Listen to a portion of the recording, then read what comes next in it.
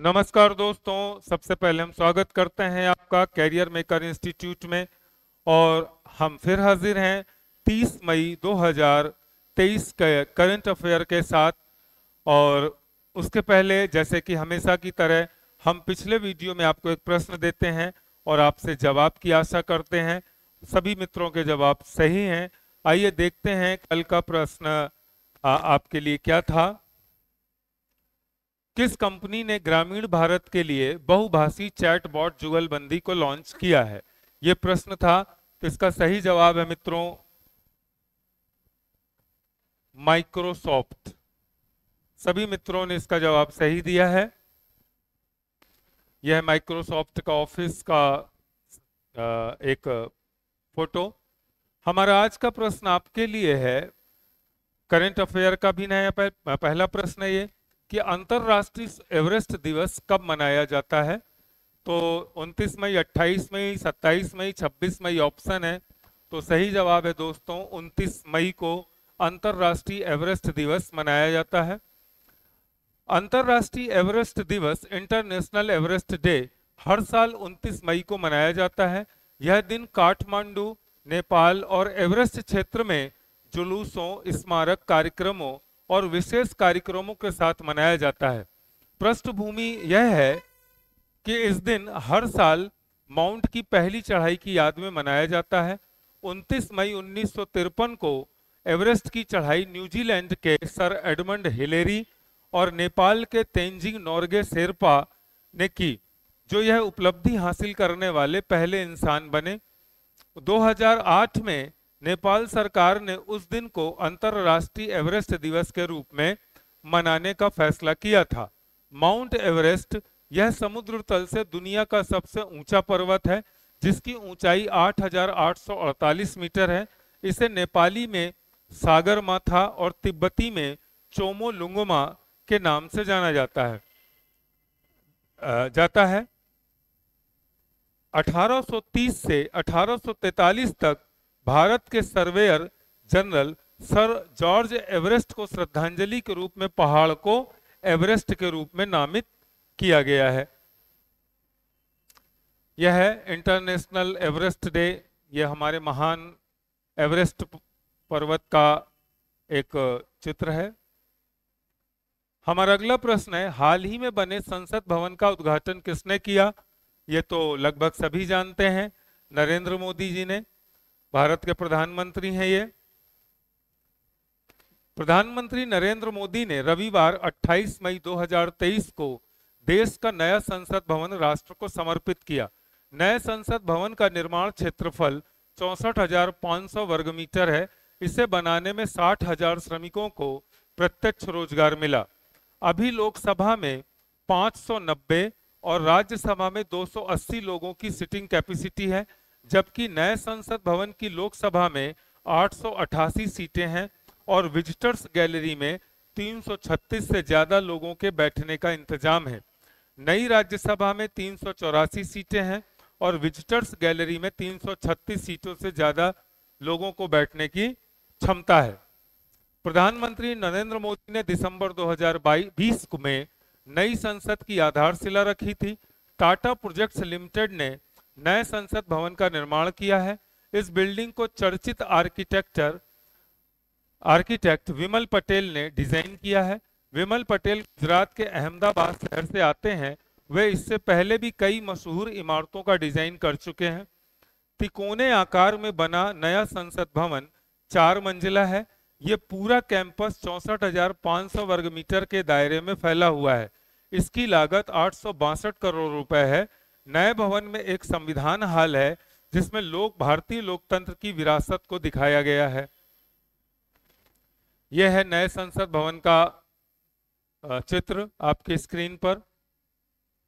हमारा अगला प्रश्न है, मासिक धर्म स्वच्छता दिवस कब मनाया गया? 4 ऑप्शंस हैं, 27 मई, 28 मई, 29 मई। तो सही जवाब है 28 मई को मासिक धर्म स्वच्छता दिवस मनाया गया।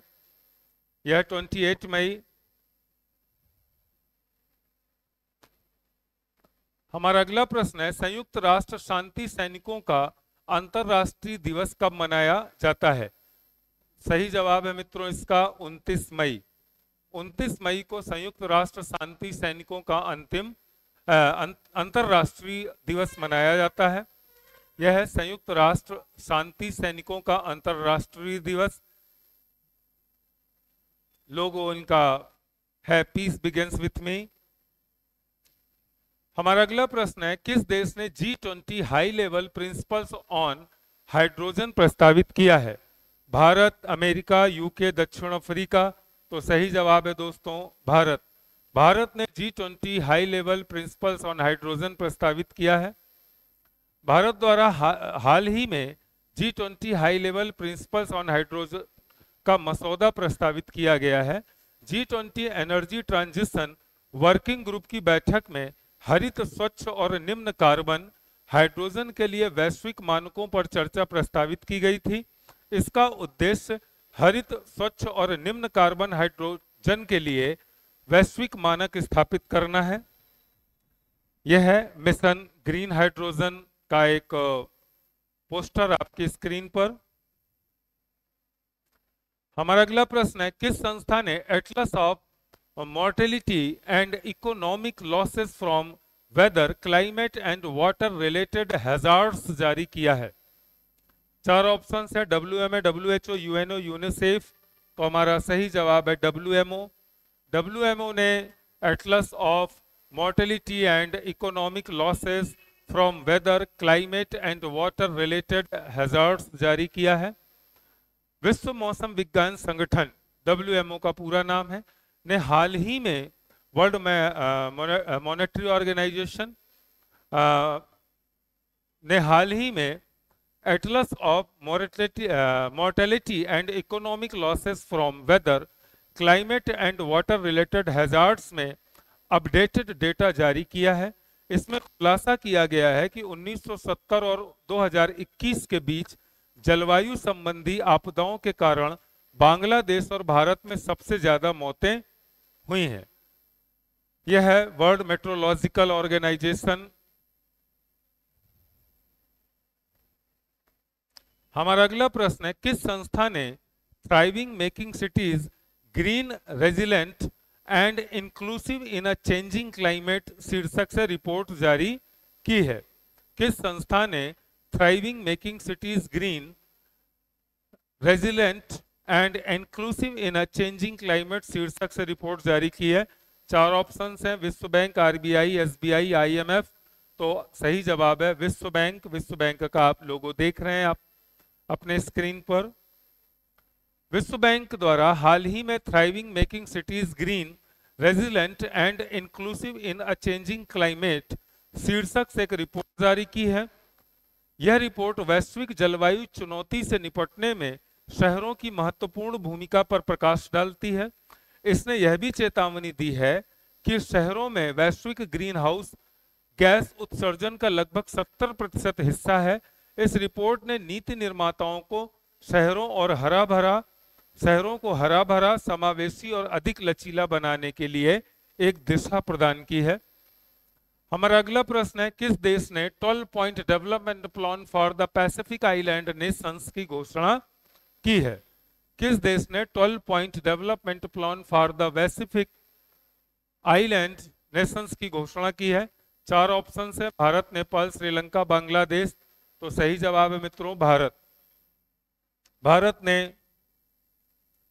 एक्ट ईस्ट पॉलिसी के हिस्से के रूप में भारत सरकार ने पापुआ न्यू गिनी की राजधानी पोर्ट मोरेस्बी में आयोजित forum for India Pacific island cooperation FIPIC शिखर सम्मेलन में प्रशांत द्वीपीय राष्ट्रों के लिए 12 बिंदु विकास योजना की घोषणा की।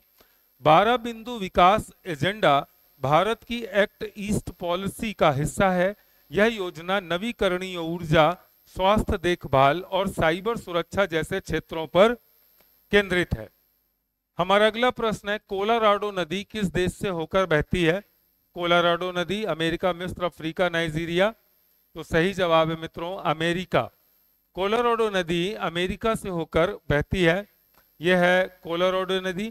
कोलोराडो नदी के संरक्षण पर 7 अमेरिकी राज्यों में आम सहमति बन गई है।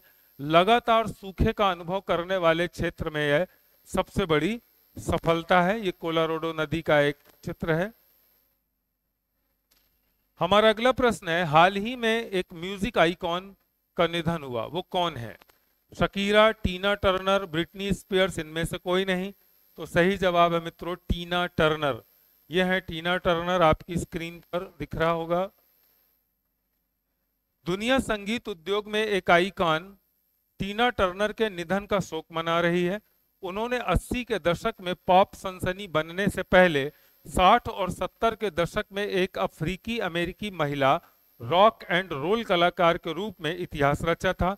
प्रारंभिक जीवन 26 नवंबर 1939 को टेनेसी के नटबस में अन्ना में बुलाक के रूप में जन्मी टीना टर्नर की संगीत यात्रा तब शुरू हुई जब वह इके टर्नर के बैंड में शामिल हुई। दोनों ने रिवर डीप, माउंटेन हाई जैसे हिट गानों और क्रीडेंस क्लियर वाटर रिवाइवल के प्राउड मैरी के कवर के साथ बड़ी सफलता हासिल की थी। हमारा आज का प्रश्न आपके लिए है मित्रों, जैसा कि हमेशा होता है, अंतिम प्रश्न आपके लिए कि दक्षिण कोरिया में आयोजित ISSF विश्व पैरा शूटिंग प्रतियोगिता में किस खिलाड़ी ने रजत पदक जीता?